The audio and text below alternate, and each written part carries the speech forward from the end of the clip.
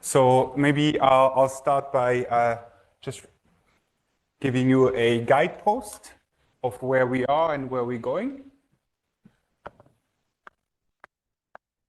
So when you're hiking in the mountains, sometimes you're very happy to see like a post that shows you on the right way. So this is what we're doing. So yesterday we started with a variety with a SNC, simple normal crossings divisor. And then we built, so this we think of as the boundary. And then we built out of this the tropicalization of X.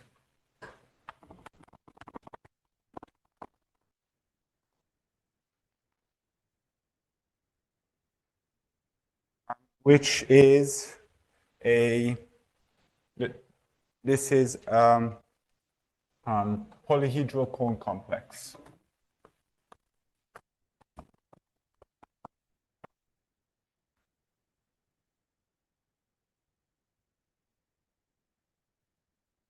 If you're bored, you can think about what's my algorithm for choosing colors, and then you can tell me at the end. All right.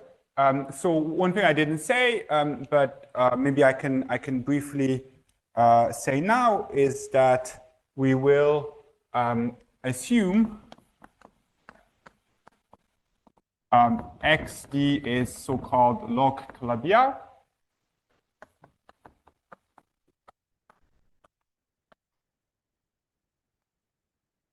This means that X admits a holomorphic volume form with simple poles along D. If that means nothing to you, don't worry, it doesn't matter. So X admits holomorphic volume form with poles along D. Simple poles, I think. Simple poles.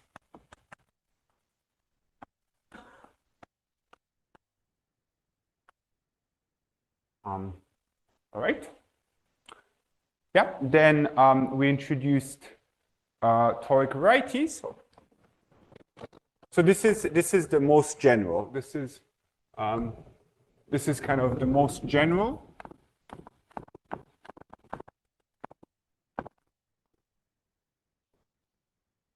I'll tell you what the most specific is, and then I'll tell you something about in between. So most specific.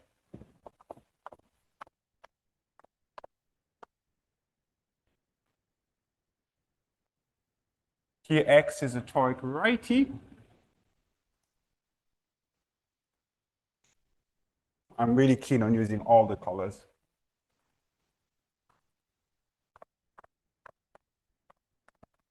So this means we have a C star n inside X, open.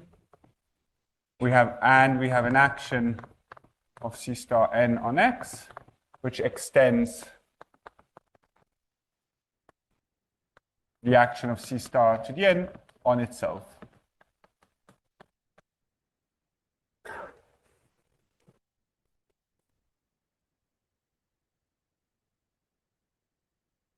And D is the complement. And there's a decomposition as D1 plus DL, where these are the closures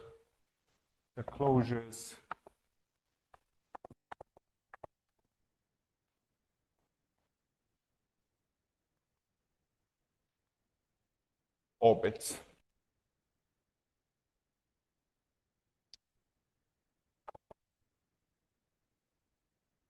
Now, in this case, the sigma x is, so sigma x is also called the fan of x. So in general, we assume it to be, So assume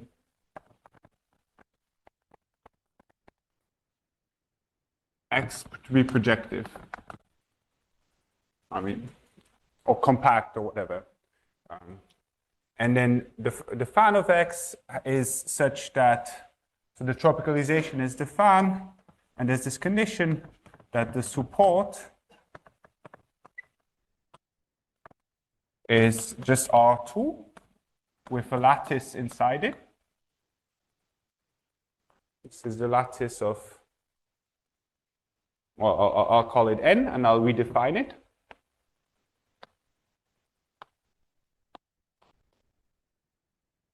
And this is a integral affine manifold.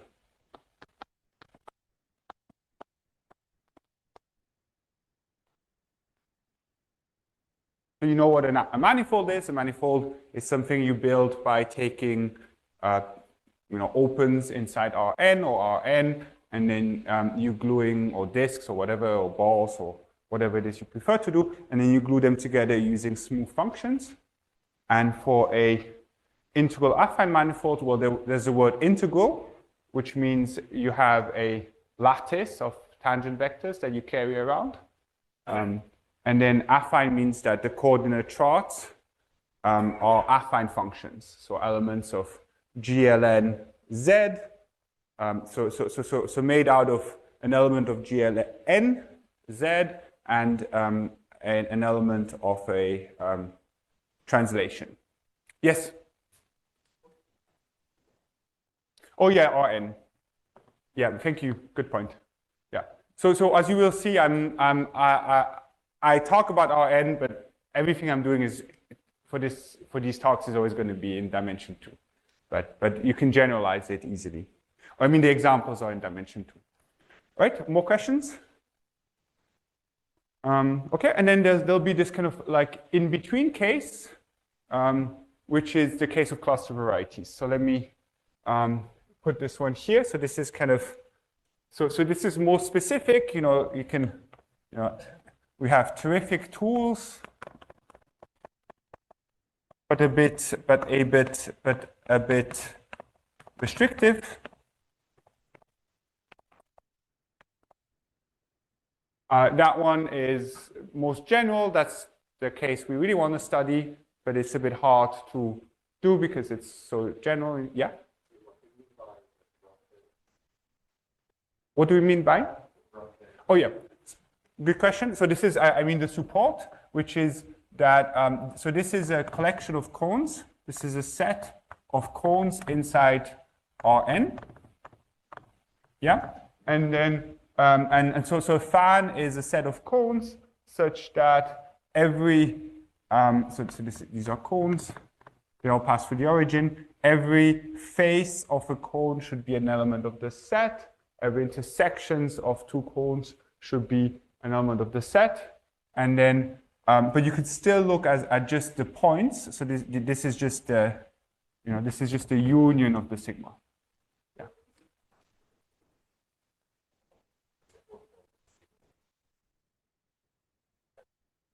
Oh yeah, so what I'm doing here is this is the projective assumption.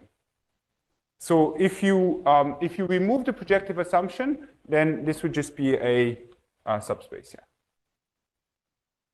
Is that your question?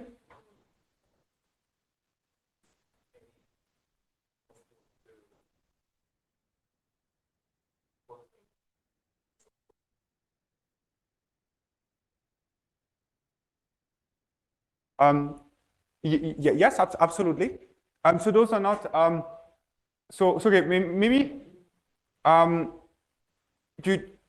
maybe I'll review the definition of n, and then you'll see that it can very well be negative. Perhaps you're thinking about maybe you're thinking about the, I don't know, positive real locus or something. Yeah.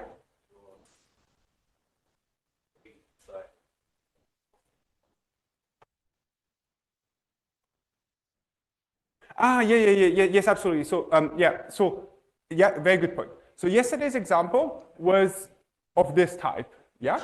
So yesterday's example we saw, so so we took we took the cones we had sigma like 1, 2, which was generated by dx dual and dy dual, where we could give them coordinates. Maybe this is 1. I mean, we could. So we have dx dual was 1, 0, 0. Maybe here. And then dy dual was 0, 1, 0. And then dz dual was 0, 0, 1. And then this sigma ij, or ij was ij here are non-negative. And those were always inside, R3, which was divisor supported on D, X, tensor R dual, which was isomorphic to R3. So yesterday, they were. But now, so I guess it'll become clear later, but when in the way I define this, I take this and I project it onto the, so this here, in the example here is we project,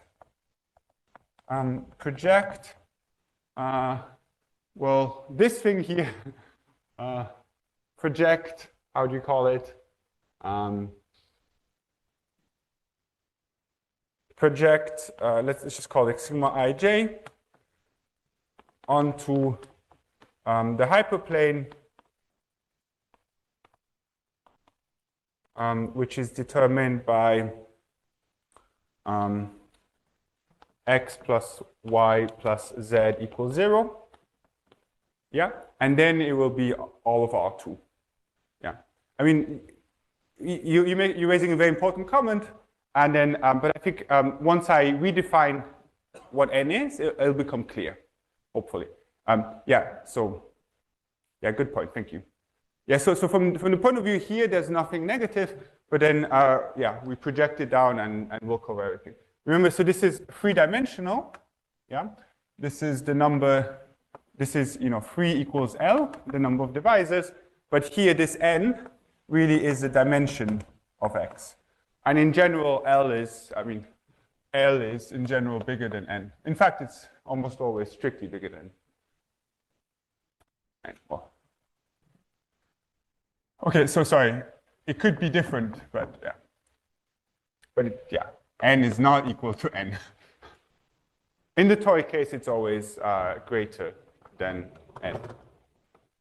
All right, more questions? All right, and then so the intermediate case, the kind of the best of all worlds, best of all worlds, where it's kind of general enough that we can do a lot, but it still has enough structure, is the cluster case. So here, XD is cluster. And then this means that there is a C star to the n inside X.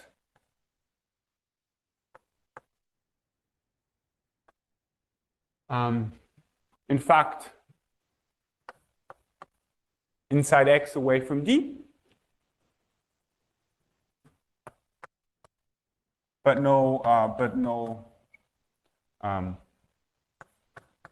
we don't have this.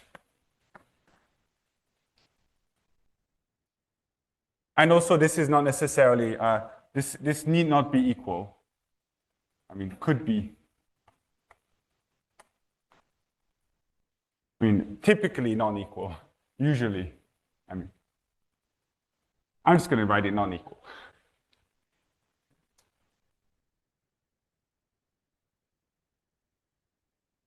All right.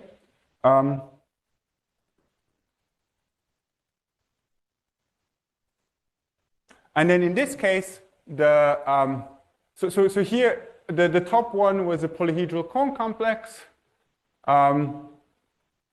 It can be given the structure of a, so can be given the structure, may be given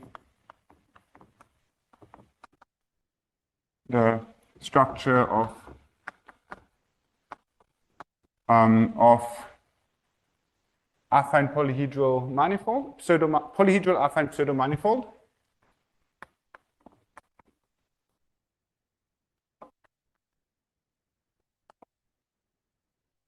Pseudomanifold. So this is similar to integral affine manifold, but you introduce singularities, and I will describe how this works. And then this one, for this one, sigma x can be given, I'm just going to call it HDTV structure, which is, nice enough. So it has the structure of an integral affine pseudomanifold, whatever that means, we'll discuss it. But it also has this kind of nice structure. And maybe this comes from this, admits, maybe I should have started with this, admits a so-called toric model.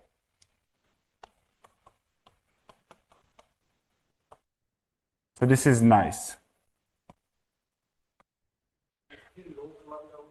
They're all log Calabi-Yau, yes. So there is really this is the most specific. Now, this is more general, and this is a case of this, and log Calabi-Yau is the most general, and then this is a case of log Calabi-Yau. So they're really inclusions, yeah. Yes?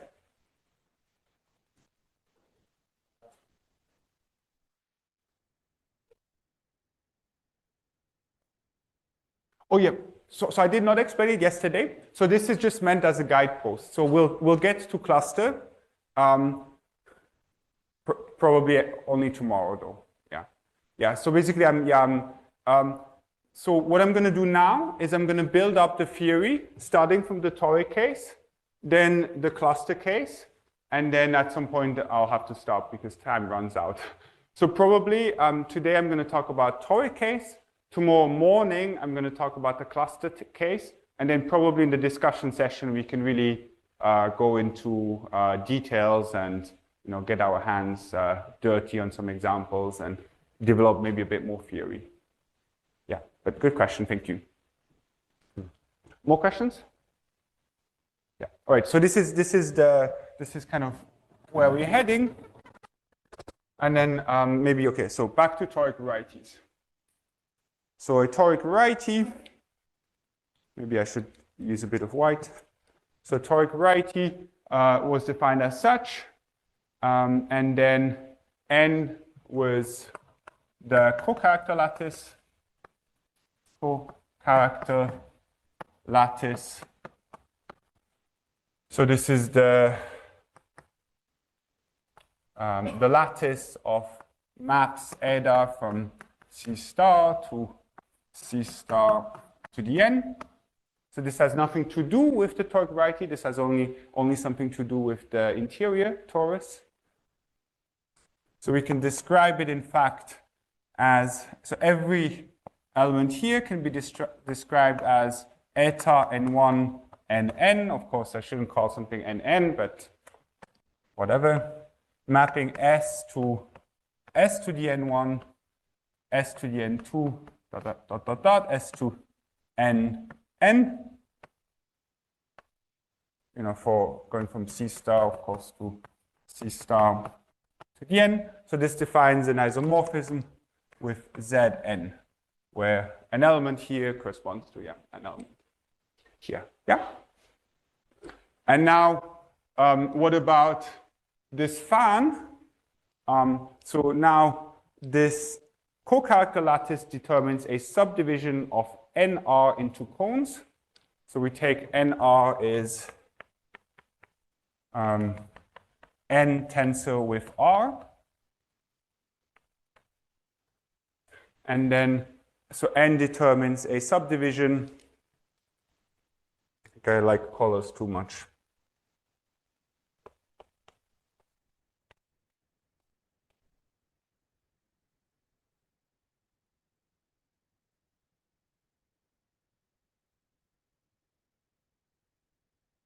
I'm introducing now.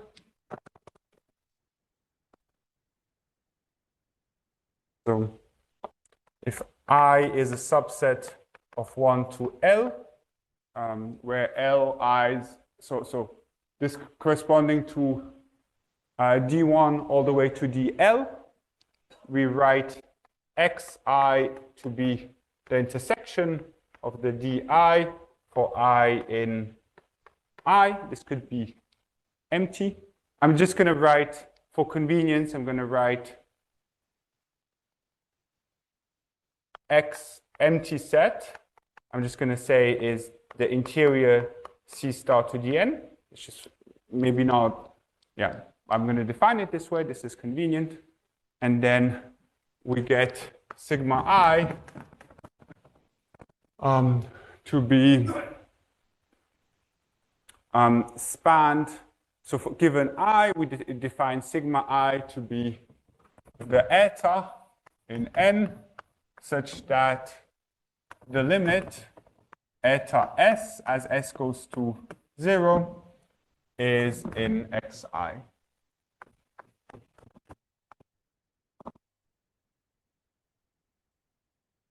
And then this subdivision is given by sigma of X to be the set of sigma I.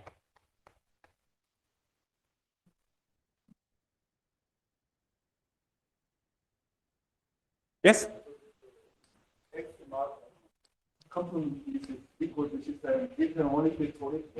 So I don't think that's correct. So that's a good question. And I think the answer is, well, the answer is I don't know, but I think it's not. I think you can, so that's not correct, yeah. So it could be, it could be equal, but I don't know an example. Let's put it this way. But usually, so maybe I should write usually not equal. Yeah. I'd be happy to know an example. Do you know an example? Yeah. Or maybe it's if and only if, I'm not sure, but a priori it could be equal.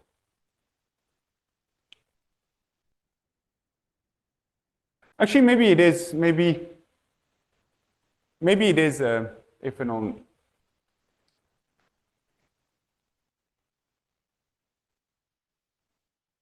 Okay, so I think actually, yeah. So I think it is. Let me explain you why. So every cluster variety admits a toric model, and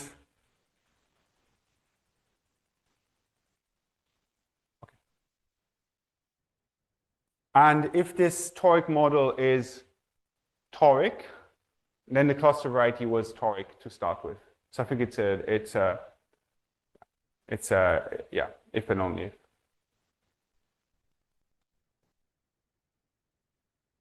More questions?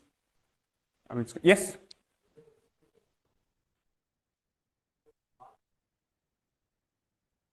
One more time, I couldn't hear you.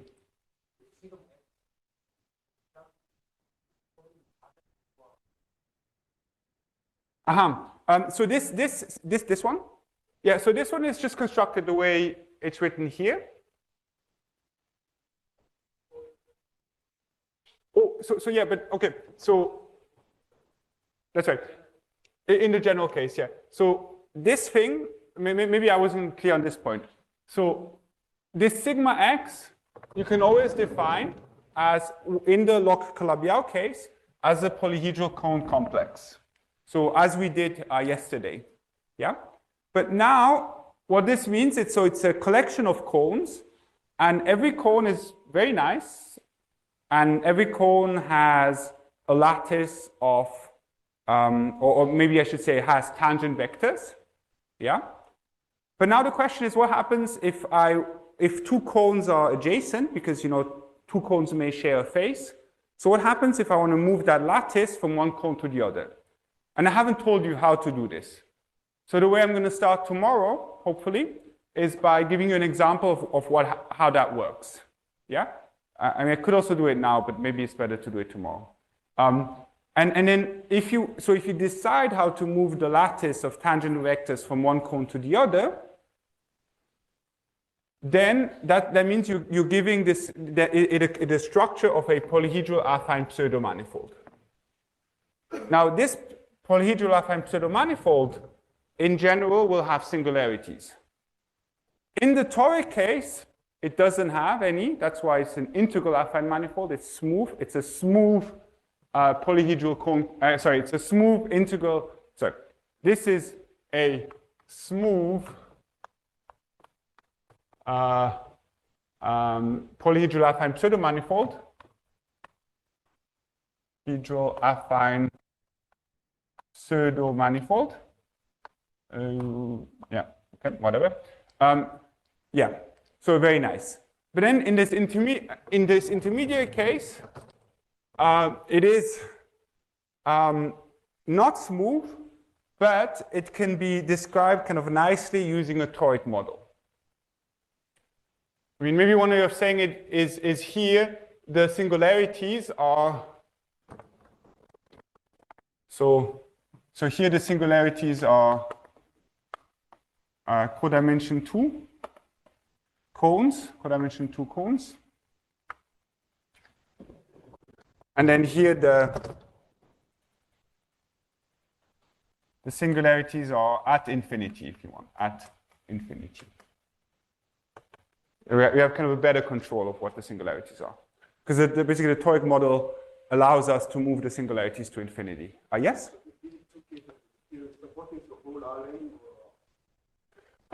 So good question. So when you have a toric model, again, assuming everything is projective, then the support will be the whole of Rn, and you will have at infinity some like singularities. Now, in the general case, the support is not the whole of Rn. I mean, that could be quite complicated, actually. I mean, there's kind of no such, yeah. Because it sits inside this thing, which is very high dimensional, and then, there's no, I mean, you may be able to embed it into some Rn such that you get all of Rn with some like bad singularities along codimension 2 cones. I mean, that may be possible. I'm not sure. More questions? Yes? Right. So okay, it doesn't have to be, yes. So okay, what you're saying is that, well, you've never seen a definition of a cluster variety that assumes it to be projective. Yes, good point. You don't have to. Basically, what I'm saying is we want to take a compactification of the cluster variety that is projective. And if we have this compactification, being a cluster variety, it admits a toric model. So there's always, this is, if you want, x minus d is cluster. Maybe that's a better way of formulating it. Yeah. But yeah, okay. Well, it's a good point. More questions? Right. So now this sigma I is very similar to what I defined yesterday, except that everything is inside. Everything happens inside. Oops. I'm starting again. So everything happens inside NR.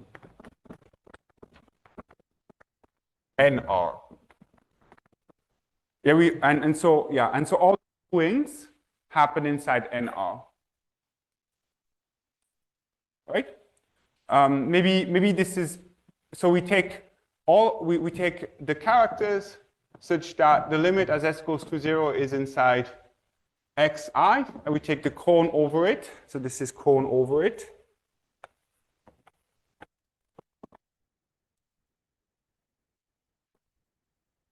Maybe this will be best illustrated by example. So let's do an example. Our friend P2 with the toric boundary. So this is the toric boundary.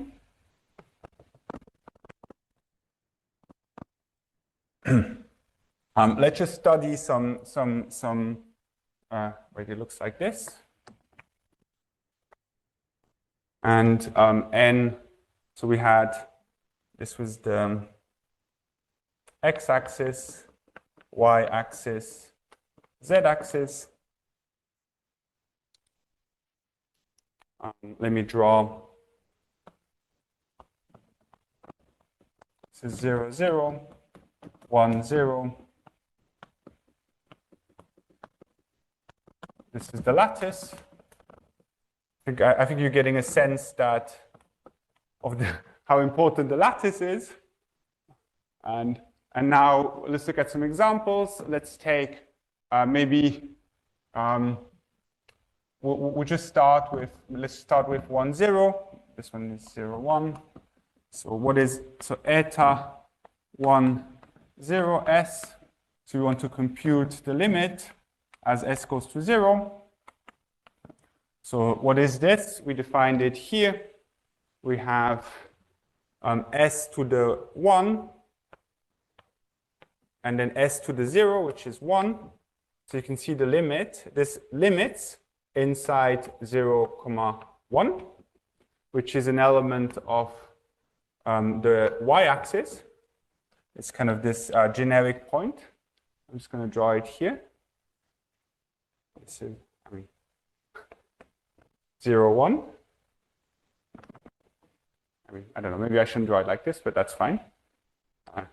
In projective coordinates, it may be a bit confusing, but this is the divisor has a C star inside it, and then up to a choice of coordinates that tells you an element there. But anyways, so here I'm kind of choosing coordinates around here. All right. Now I could have also done. I could also have taken a bit like maybe little r here for r at least 1, and then I would have gotten r, and then the same thing would have happened. So what this is saying is that this ray, no, I was here. This ray here. I mean, this is so this ray at least contains sigma x. I'm not saying it's equal sigma x, though I will in a second, but it certainly does contain sigma x. Yeah? Now, if we do the same thing for eta 0r, again r bigger than 1, we get 1 s to the r, which goes to 1, 0 in the choice of coordinates. This is my generic element of the x-axis. 1, 0. Oh, no. Okay, I'm sorry. I think your budget for chalks is going to be very high this month. I take full responsibility. Okay, so this is saying that now, well, this ray here will be part of sigma x. I mean, maybe it's not all of it, but it certainly will be part of it. And then you can see that already by extension, if I take sigma xy, then it will give me this cone here.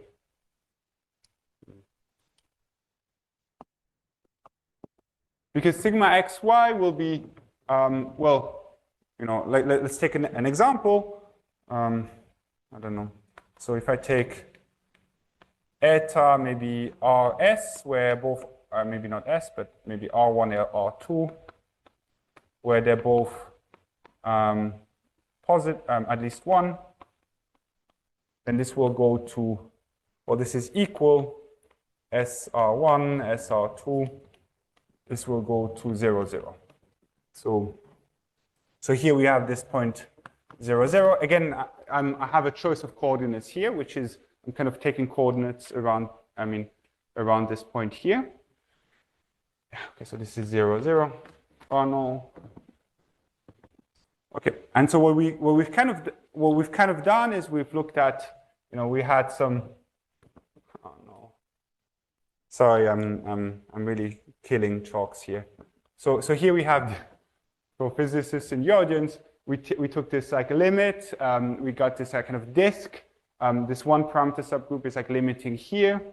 maybe I should draw it a bit like this, because if I extended it the other side, it would arrive here.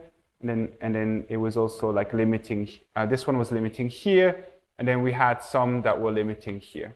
Yeah. So we kind of, this is really about, this probes ways of going to boundary in X. So boundary being D. Yeah. Okay. All right. So this gives us this cone, and then you can check. Maybe I'll just and then if I take eta -1 s, well, limit of this.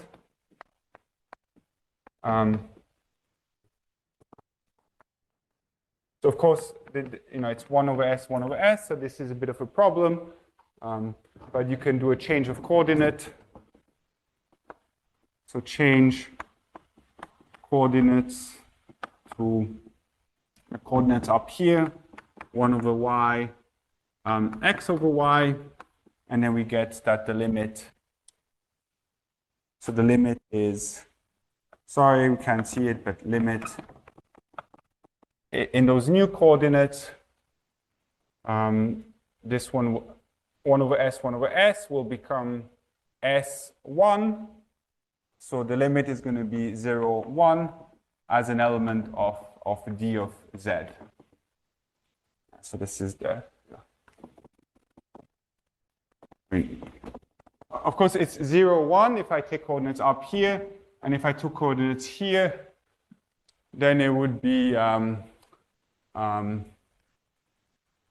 over this, so it would be 1, 0. Really, it depends on the choice of coordinates. All right. So then, I have these little disks coming here, and for example, you can glue them together to get a P1, etc. I mean, if you're interested in mirror symmetry, what I'm drawing to you is Maslov index 2 disks, blah blah blah. All right, and so then this one will give me this cone, and okay, so and then we'll have, this will be sigma z. And then we'll have, here we'll have sigma,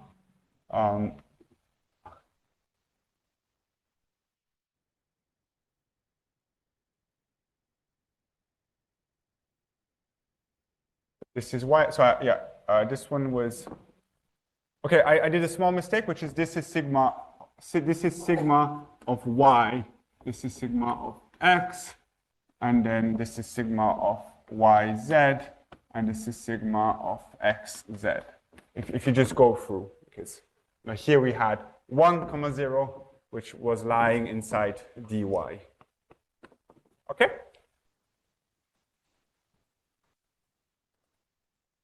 And you can see maybe 2 comments. So x projective implies the support of the fan is equal to Rn. That's the first remark. And the second remark is that limit s goes to 0, eta s, this is always going to be, this is going to be in the kind of generic point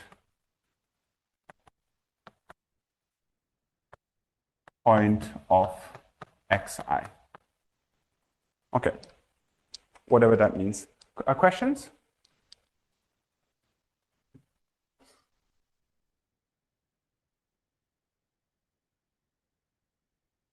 And then maybe, so sigma x is the same as before, but with embedding into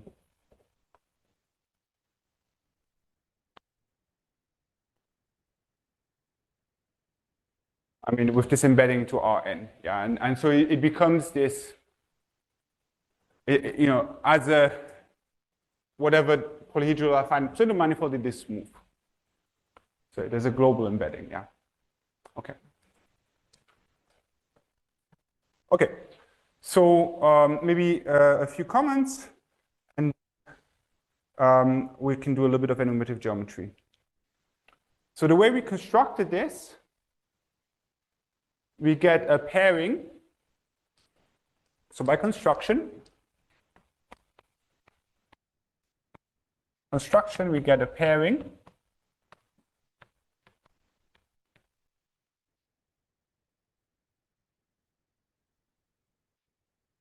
eta di, and this measures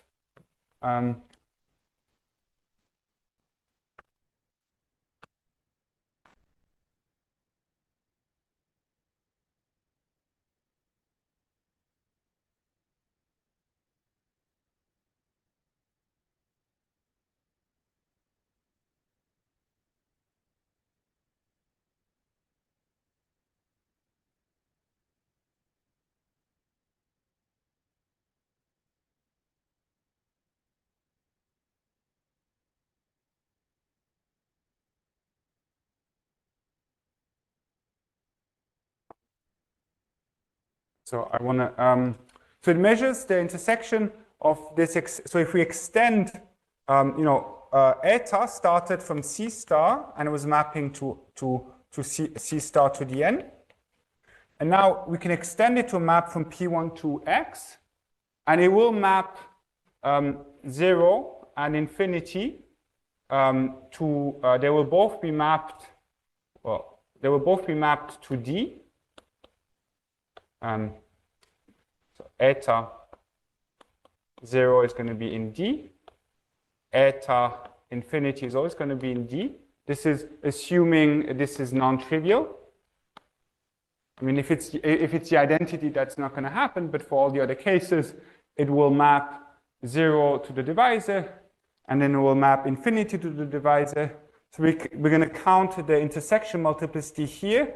We're going to count non-negatively, and here we're going to count it non-positively, counted. So what I'm saying is, if I extend it to a map from P1, I get these curves here. This was one, and this was one. And then I have this pairing that each of them has with DI, where I count intersection pairing. Maybe you don't really know what that means. That's okay. But yeah, anyways. And then intersection of the curve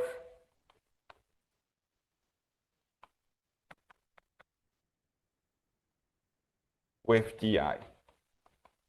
And why do I say by definition? Well, remember the way we introduced the sigma x yesterday is we looked at it in the lattice generated by the DI dual, right?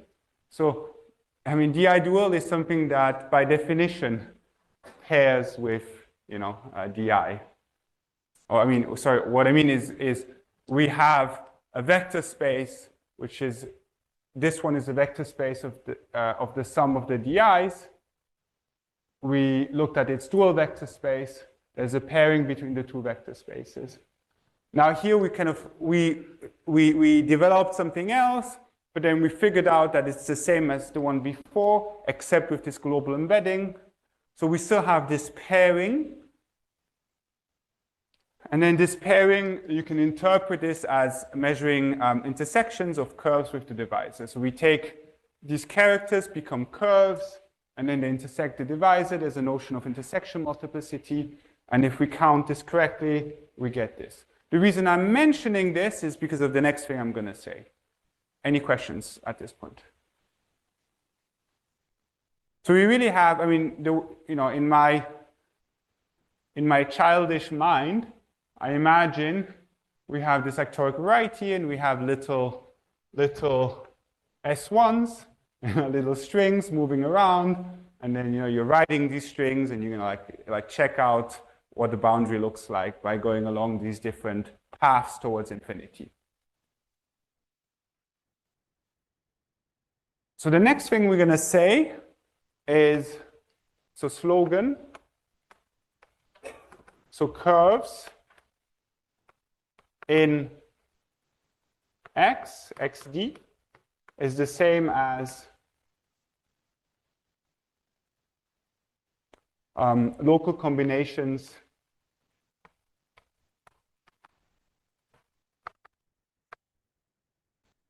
of etas.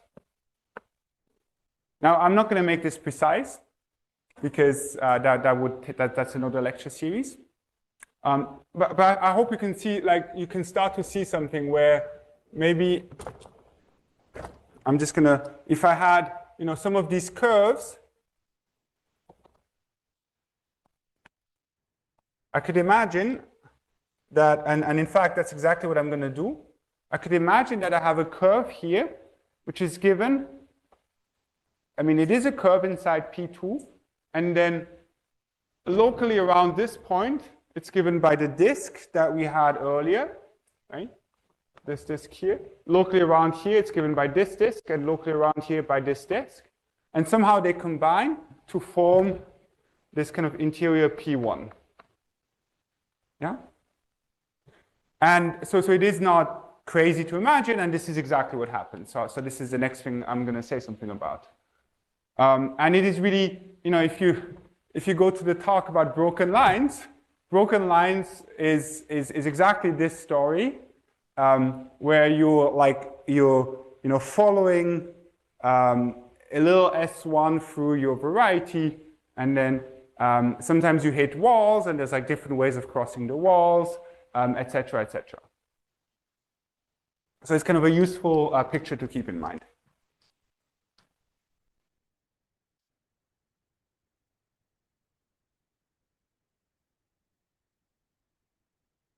And I don't know if you want. So another maybe quick comment is relations give the divisor class group of X, which is going to be generated by the DI, subject to the relations that I just introduced. But that's not important. Just kind of a convenient way of. So the divisor class group is divisors mod out by linear equivalence, and in the toric language, that is rather. The description of the divisor class group is relatively simple. Okay. Tropical curves. So if you saw that inside this diagram, we have 1, 0, which is dy dual. We had -1, -1, which is dz dual, and we have dx dual, which is 0, 1. In the kind of original picture. And we have a relation, which is the following. There's a relation, which is dx dual plus dy dual plus dz dual equals 0, right? You can see it up there. So this is what's called the balancing condition.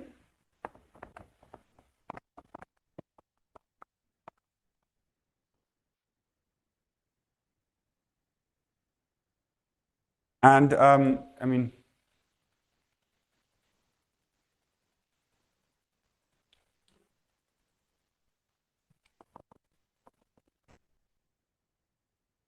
not saying that every fan, definitely not every fan is going to satisfy this relationship.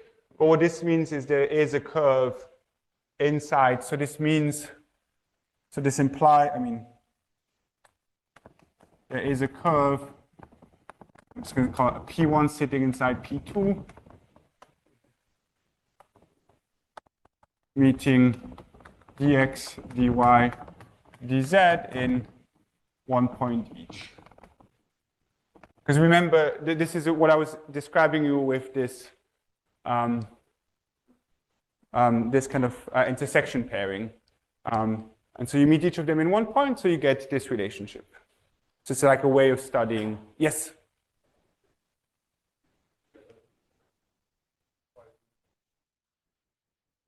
Um,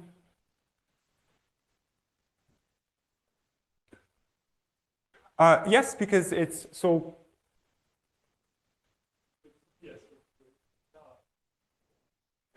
Okay, so do you agree that it's bilinear on this space? So div d. Yeah. Right. So now the question is, why does it descend to the kind of projection, right? Yeah. So I think you need to do some work to show that.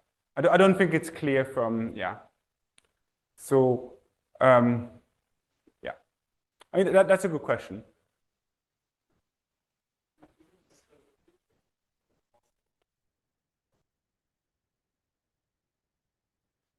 That you get this. Okay, so in general, you can always pair a curve with a divisor. Yeah, that you can always do, right? So what is so that is a pairing between. I mean, kind of very, very generally speaking, if a divisor is an element here, a curve is an element here, so you can pair them, right? And this is the pairing we're talking about. Yeah.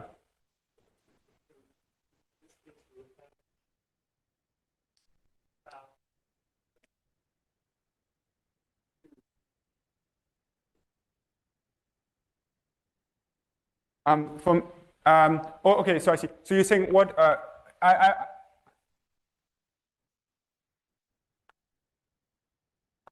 This map, you mean? No, not really, because sorry, let me say that one more time. So, okay, so if we take an element in N, you can do this kind of compactification as I described, and then you can look at its image inside H2. And yes, sorry, I think this is a linear map. Yeah, good point. That's an excellent way of that's an excellent point. Yeah, this is a linear map, and also. So we have this pairing between, I mean, I didn't tell you what M is, but M would be the dual, which would be like monomials. And so, yes, so yes, you can make it,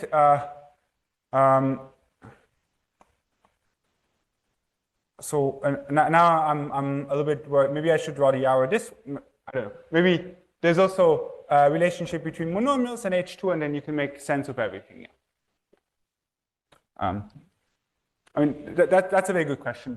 And maybe next time I give this lecture series, I would discuss this. But somehow my goal is more to like give you enough material so you can develop a good intuition. Yeah. All right. So let's study this curve a bit better. This curve that meets the divisors in 1 point each. And yeah, so they exist. And so I'm going to call L to be the intersection of this P1 with the interior. So we have this, we have this image in mind, which I already drew over there. So we have we have this curve here. This is our P1. And then we'll remove these points. And then we have L is this punctured P1. I mean, if you're a bit uncomfortable, you could write down equations. Maybe P1 is given by, I don't know, x minus y plus 1 or something like this, right? And you can believe me. Yes?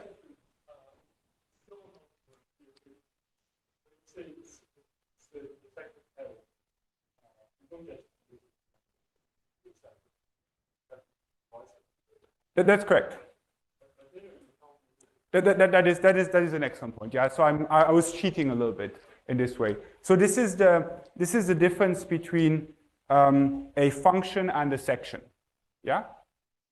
So if you have a function, it's like divisor always has degree 0, but a section, the divisor of a section does not necessarily have degree 0. Yeah. So you have to take this into account. But that's a good point. That's a very good point. Meaning that, yeah, so if you take this into account, then it will work out. Yeah, I mean, there are subtleties, and yeah, and thank you for pointing them out. More questions? All right, so let's do a little bit of counting curves. So we have this thing. Now you have, so this lives inside C star square by definition. Now we can look at the image. We can define C of t to be the image of L under the map log t, where log t goes from C star squared to R squared and sends Z1, Z2 to absolute, log of absolute value Z1, log of absolute value Z2. I put a t here. And t is some positive integer, real number. And then, so what does it look like? Sorry, I hope you like images. Now the image will be, so this is called amoeba. So amoeba of L is this thing here. You can figure out, for example, if you choose your coordinates right, then this would be, and this is what it looks like. This is C of t, and then as t becomes larger, you get this limit. So this is limit t goes to infinity.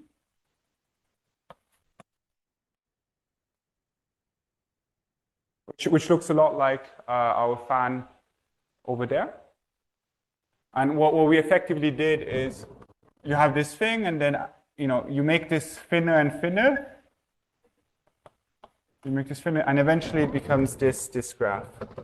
And so the definition.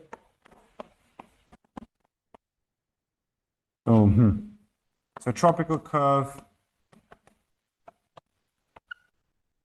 is a graph in. Now I'm doing this is for now we take dimension equal 2. So tropical curve is a graph in R2 given as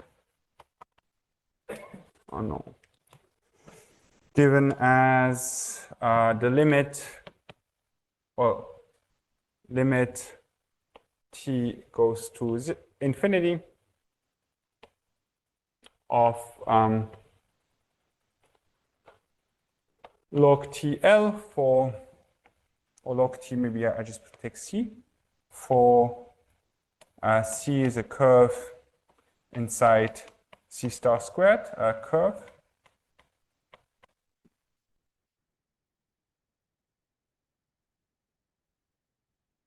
I should actually take coefficients in, so to be really precise, I should take the defining equation to have some, I should allow it to have some coefficients in t, yeah. But maybe I just ignore this, and then maybe I just say the reason I'm interested in this.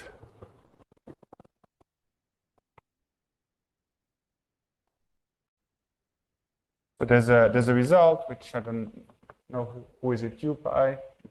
So there's a proposition.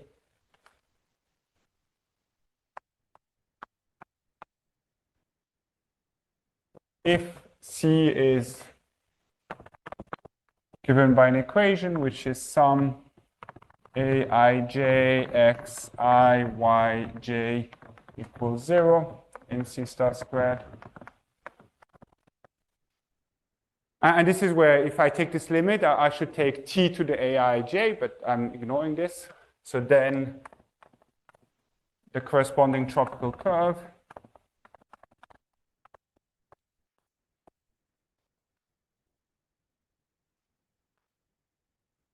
is the bending locus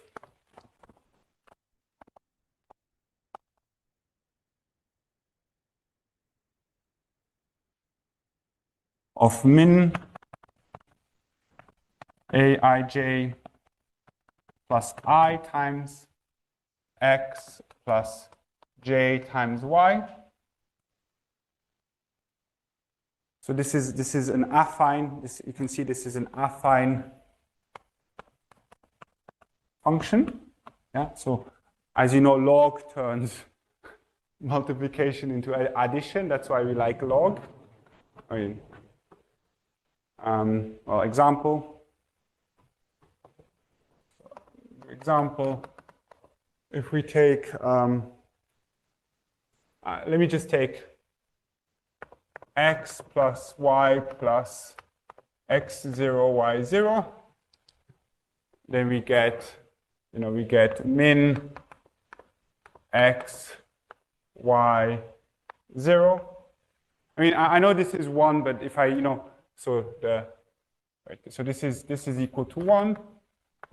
But which is not the same as 1 times x0, y0, because 1 times x0, y0, when I write this max here, this is, this becomes 1, whereas this one, if I, this one becomes 0 here. Anyways, it doesn't matter. It's just a funny thing of the feature, funny feature of the theory. And then this, so what is this? What is the bending locus? So the bending locus is the locus where the min is achieved by at least 2 functions.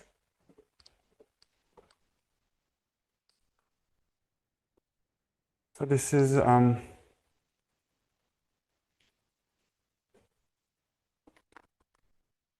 so here, so min achieved on. So min is achieved by at least 2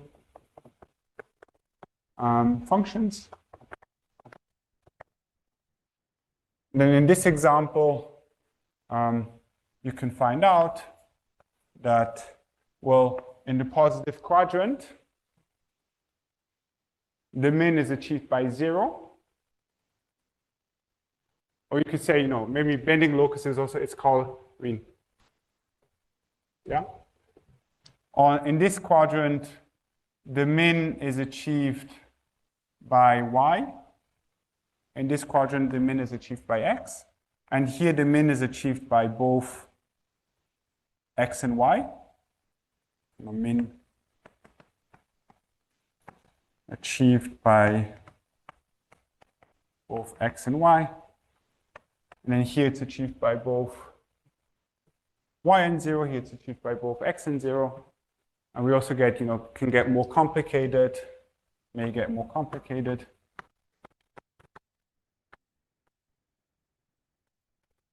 For example, I don't know, it could be something like this. So the amoeba of this would be something that looks like this. Now these are the toric graphs this would be the toric graph for local P2. I mean, physicists would recognize this. But that's also like this is also the amoeba or tropical curve associated to x plus y plus 1 over xy equals 1, or maybe I want to say phi times this equals 1, and I want to vary phi, which is something that we'll do tomorrow. And maybe let me just add one more remark, which is the reason I'm mentioning all of this, which is that the reason so the remark, what I want to finish with is, so tropical correspondence, which I'm going to maybe start tomorrow, is tools. So this is tropical tools to count curves in X. And the reason I will, so tomorrow maybe I'll start with this. I'll just tell you how it works. And basically, you're interested in counting some curves in X. You take their tropical limits. You count the tropical curves. and then there's a correspondence result. This is very important for other talks of this series, because this gives you a way not just of counting invariants in there, but it's also the basis of the description of the algebra of broken lines, for example, which will come in one of the talks. And if you understand the toric case, then it's not so much more to understand the more general case. For example, the case of cluster varieties. All right, so let me stop here. Sorry for going a bit over time, and of course, happy for any questions.